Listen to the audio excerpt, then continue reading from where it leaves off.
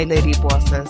My name is Janet, a proud Boricua, mother, wife, grandmother, daughter, sister, and friend. Welcome to La Jefa Unfiltered, the podcast created for women by a woman who knows your voice matters. This is a space for real conversations, unfiltered truth, and growth without apologies. A space where women are empowered, inspired, and reminded that they are seen, heard, and más que enough, exactly as they are. Here we talk confidence, purpose, self-love, balance, and the courage it takes to step fully into your power. We celebrate strength, softness, resilience, authenticity, and the beauty of becoming. No masks, no perfections, just real life, honest conversations, and empowerment. Sin filtro. So take a breath, take space, and walk boldly. Because La Jefa isn't just a title, it's who you are. Let's get unfiltered.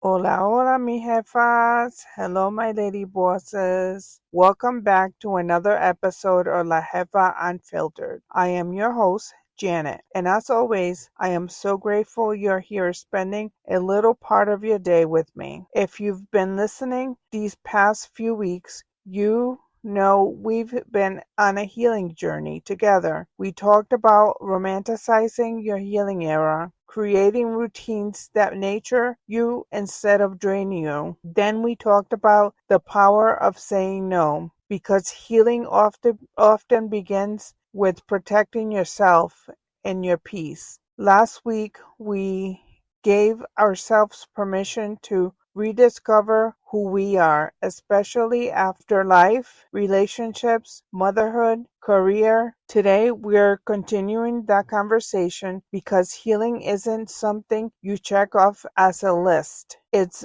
layered. Every lesson built on the last, and every season asks something different of us. Today's episode is called Healing Loudly, taking up space without apologizing. Because once you start healing, something interesting begins to happen. You stop settling, you stop questioning your worth, you stop asking for permission to exist as your authentic self. You begin to realize that shrinking yourself never protected your peace, it only made it invisible. Healing isn't just about recovering from what hurt you. It's about becoming the version of yourself that no longer feels the need to apologize for taking space. And that can feel uncomfortable, especially if you spent years making yourself smaller to keep others comfortable. So today, we're talking about what it looks like to stop shrinking yourself in your relationships, your career, your friendships, and even within your own family. Because healing isn't meant to make you quieter. It's meant to make you freer. So grab your cafecito, your tea, your glass of wine, or take me along on your walk and let's have an honest conversation. Let's get to it. Before we begin, here's your permission slip for today. Give yourself permission to take space without explaining why you deserve to be there. I'll read it again. Give yourself permission to take up space without explaining why you deserve to be there. Because somewhere along the way, many of us learned the opposite. We learned to stay quiet, don't rock the boat, don't make people uncomfortable, don't ask for too much, don't be too emotional, don't be too ambitious, don't be too confident, and don't be too much. And after years of hearing these messages, we begin shrinking ourselves without even realizing it. Shrinking yourself doesn't always look obvious. Sometimes it sounds like, I'll just go with whatever everyone else wants. I don't want to bother anyone. It's fine. I'm okay, even when you're obviously not okay. Sometimes shrinking looks like staying silent when someone crosses your boundaries. Sometimes it looks like accepting less than you deserve because you're afraid of losing people. Sometimes it looks like pretending something doesn't hurt because you've become the stronger one. Healing asks us to stop doing that. Let's start with relationships.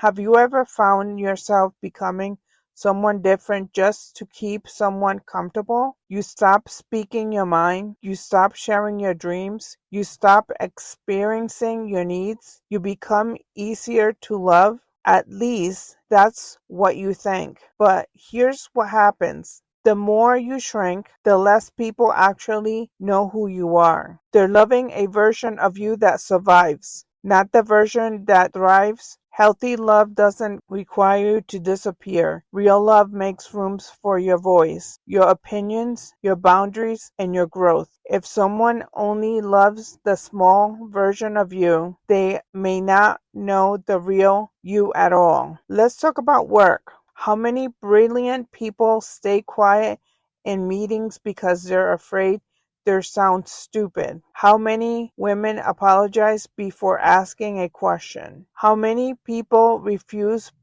promotions because they don't feel ready enough? Meanwhile, someone with half the experience walks in with confidence. Healing loudly means recognizing your value before anyone else does. It means speaking up, negotiating, applying for opportunities, sharing your ideas, not because you know everything, but because you're worthy of being in the room. Confidence isn't knowing you'll never fail. Confidence is knowing you'll survive if you do. Friendships can also become a place where we shrink. Sometimes we're the friends who always listen but never shares. The friend who always checks in but no one checks on. The friend who says yes even when exhausted, because we're afraid saying no will make people leave. But healing teaches us something powerful. The people meant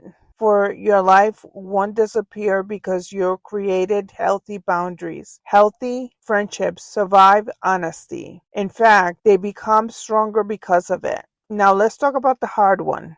Family. This one isn't easy, especially if you were raised believing that keeping the peace means sacrificing yourself. Some of us become the fixer, the caretaker, the peacemaker, the responsible one, the emotional support person for everyone else. And while those qualities are beautiful, they become exhausting when they're expected instead of appreciated. Healing loudly sometimes means disappointing people, not because you're trying to hurt them, but because you're no longer abandoning yourself to keep everyone else comfortable. That can feel incredibly uncomfortable, especially if our family has always expected you to play a certain role. Remember, changing your role in family doesn't mean you love them less. It means you're finally loving yourselves too. Have you noticed how often we apologize? I'm sorry for asking.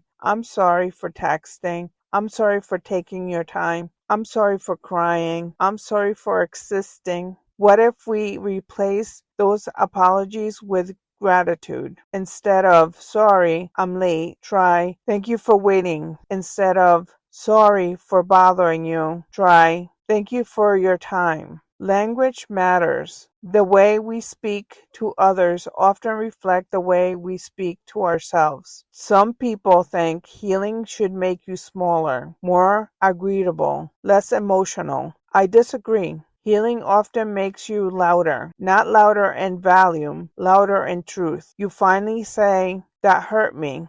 I deserve better. I'm not available for that anymore. I've changed. People who benefited from your silence may not celebrate your growth, and that's okay.